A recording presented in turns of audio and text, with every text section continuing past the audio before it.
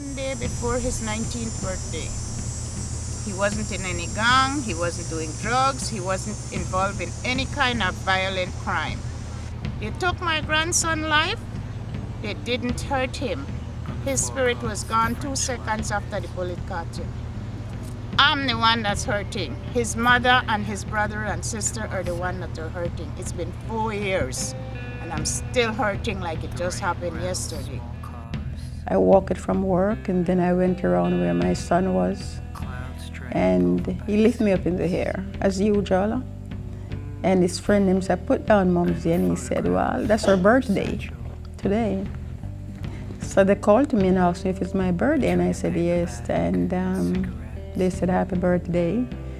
And my son looked on me and he said, "You know, Mom, you know, you thought of so much, you taught us. And you try so hard with us, but I'm the one that did not listen. But I remember everything that he used to say, and the choice is mine. And if anything should happen to me, please take care of yourself."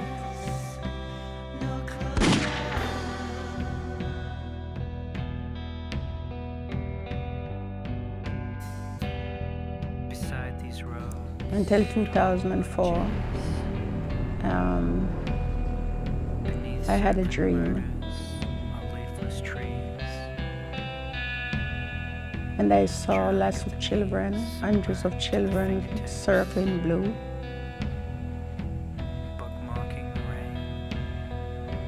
And I've been shouting, "These are the children that die by violence and accident, and we have to have a memorial garden for these children."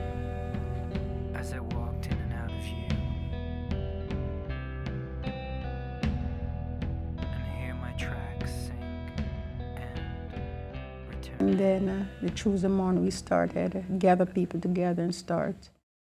I got involved with the dream when Alceda Bailey, she's an old friend of the family, she came to my house and asked me with a group that used to all the violence and put down the gun and, you know, to bring peace to the community. So I was all for that because I know her and I wanted to help out, do as much as I can for my community.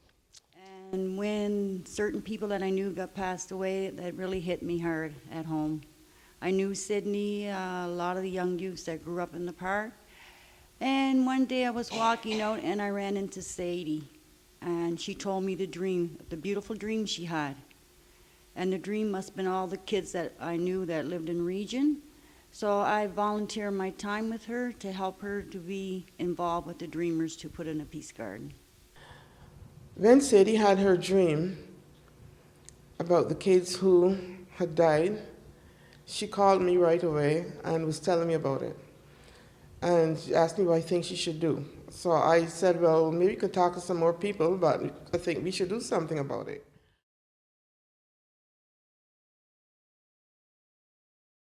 More flowers? Yeah. I don't think we need more flowers in there, because when those flowers they start spread out, Original? it's gonna be like layer front and layer house look in the summer. These are the two originals, okay? Oh yeah, that we need. And these are copies, okay?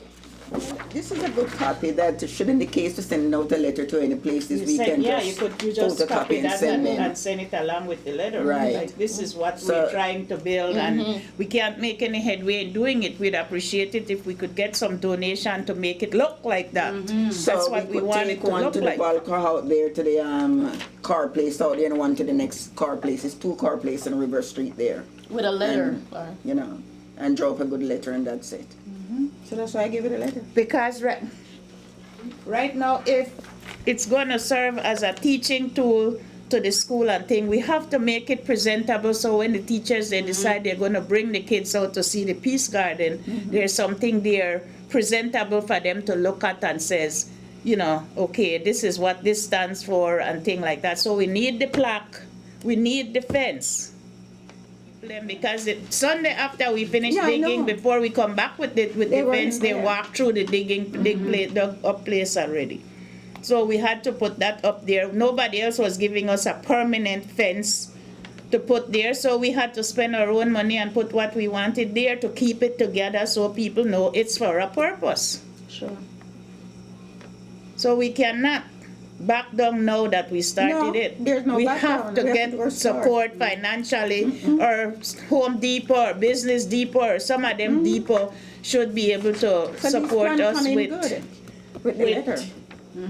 some fencing support, some fencing material that's permanent for out there. And this 3 feet fence is not going to work. It has to be higher.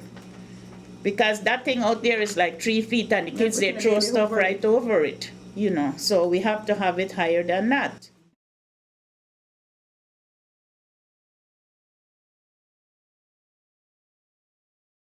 They give us the okay for the space, and then we get stuck for a while.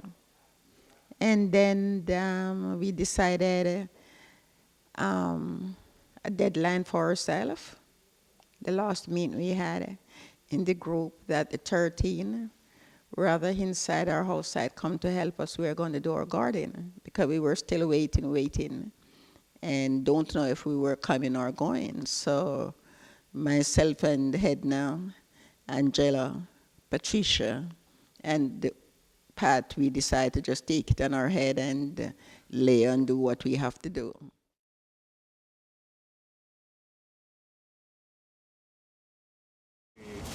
Plant this garden in recognition of both sorrow and loss, and about celebration and hope, that your grace and presence would be here among us, and that as these plants come to life, we are reminded of life with all its beauty and with all its possibility and with all its hope.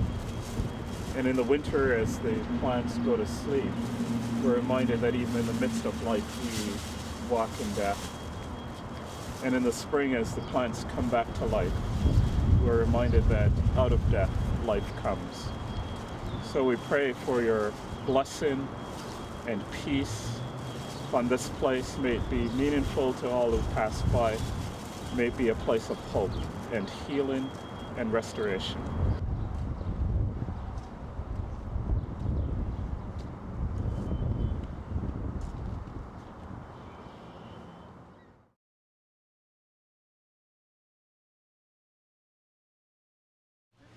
I think the garden's been progressing well. I mean, they need to get a fence around here as soon as possible and a bulletin board as well. So as soon as they get those things in place, I think this garden will go forth, you know, one more step, because right now I think some people come here and they don't really know what this represents, right? And if they did, then maybe they'll help to keep people out of it, like, you know, the mischief makers and stuff like that. And I think it's important, this garden. I like the theme behind it, so I mean, I just hope it's going to be successful, and I feel it will be. So you guys going to put a big fence or just You'll have to ask it's a community garden, you know, our fence is like almost closing it out, right? You'll have to ask the master gardener about that. I mean, yeah, you got a point. The fence might be closing it out, but I think it also will define it, what it is. I mean, maybe, you know, like, I mean, fences have been around for eons, long time, and I mean, in some cases it does help to keep people completely out, but this fence is just there as maybe a form of guidance, where to enter and exit. Oh, we are putting down the topsoil to plant our garden, peace garden. And I'm really appreciate all the thanks, all the help that each and every one giving us. Sam. A lady by the name of Sam donated the soil to us, and Mary.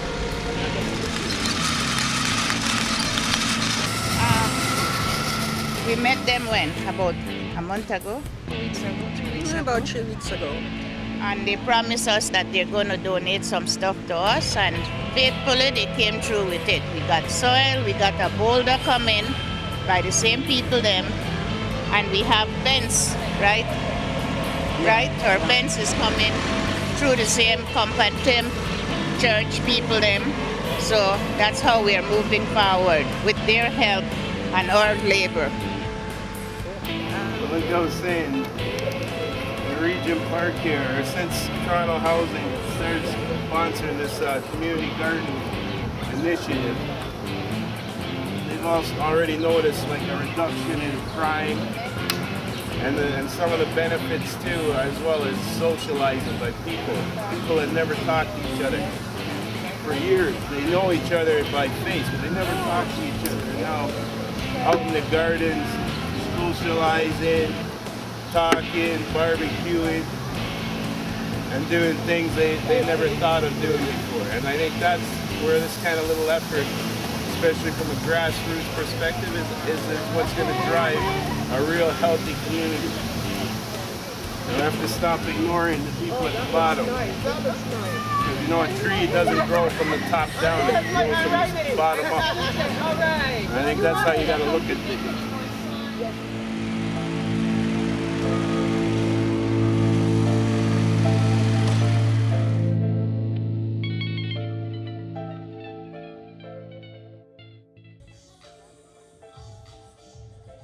Peace Garden, the opening, it was like a dream come true.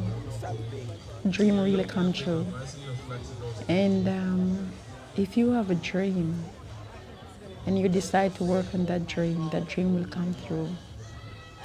And that circle that I saw in my dream, it is a circle of people all over in the city that came in to help, you know. And that's the way I look on it, although the children are involved. But I see a circle of people that freely came in to work.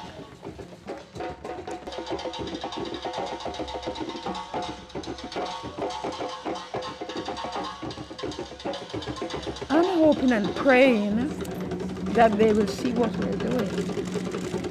And when it came to the time in that area that they can remove it and put stuff to themselves, even if my breath should leave my body, that they will continue to remember loved ones that passed by violence, accident.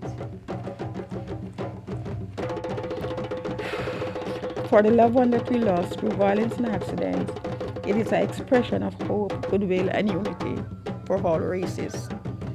And the meaning of the Dreamers is love, peace, unity, and justice for all.